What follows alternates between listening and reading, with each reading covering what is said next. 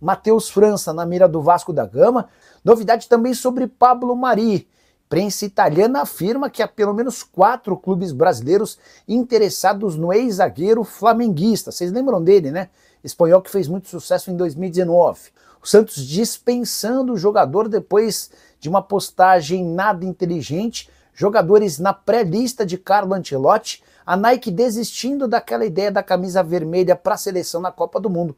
Isso sem falar nas últimas de mercado, bastidores, finanças e muito mais. Fala aí pessoal, sou Jorge Nicola, bem-vindos a mais um vídeo do canal. Sempre bom ter vocês por aqui, sem perder tempo. Pedir para deixar like, se inscrever no canal e ativar as notificações. Bora falar agora sobre um novo alvo para a defesa do Vasco. Cruz Maltino não consegue avançar na compra de Carlos Cuesta. O zagueiro colombiano que pertence ao Galatasaray está entre o Spartak Moscou e o Vasco.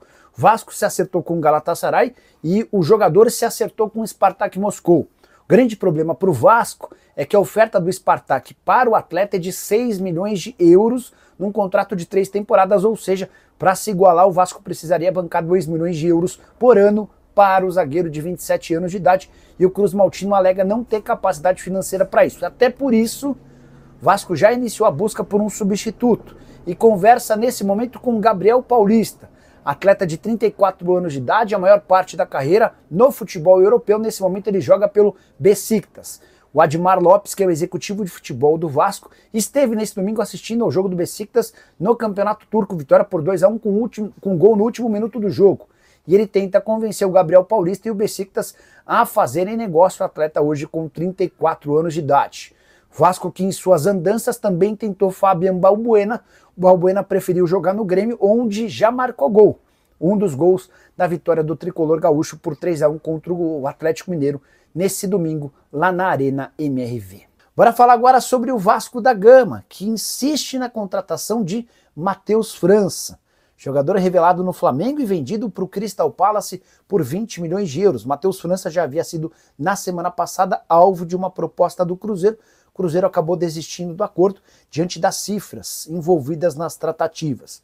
É que o Matheus França ganha na Inglaterra R$1.300.000 por mês, e apesar de o Crystal Palace topar emprestá-lo, a opção de compra ficaria muito cara. O Cruzeiro entendeu que os números não batiam e procurou outras alternativas. Já no Vasco da Gama existe otimismo de que o negócio possa acontecer. Fernando Diniz é um entusiasta da ideia. Ele entende que o Matheus França se encaixaria como uma luva nesse elenco do Vasco, jogando ao lado de Felipe Coutinho, Ryan, entre outros. As negociações existem, existe otimismo no Vasco, mas estou achando que as cifras, para mim, em relação à capacidade financeira do Vasco, parecem ser um impeditivo. Atleta que pelo Flamengo disputou 53 jogos e 9 gols no time principal. Já no Crystal Palace a coisa não funcionou, foram apenas 19 jogos com 1 gol e 2 assistências. Bora falar agora sobre o Santos, que decidiu dispensar um atleta. Trata-se de Rainer, lateral direito, 29 anos de idade, que está emprestado ao CRB. O motivo da dispensa, curioso. O Rainer se manifestou nas redes sociais festejando o gol do David na vitória do Vasco contra o Santos por 6-0 no último domingo.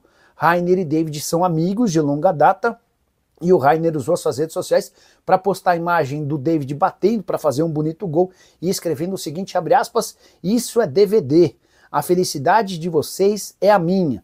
E depois ele faz menção ao David nessa postagem.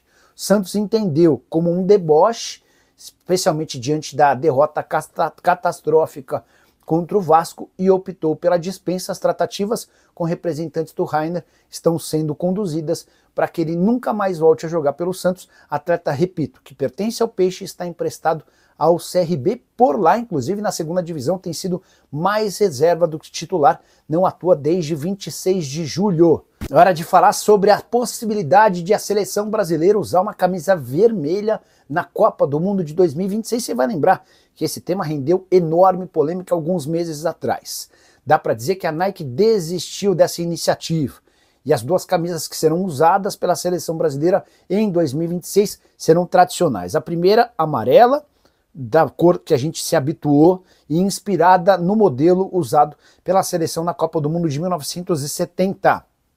A segunda, azul, essa sim vai ter a assinatura do Jordan, era uma das ideias que a Nike tinha para a camisa vermelha.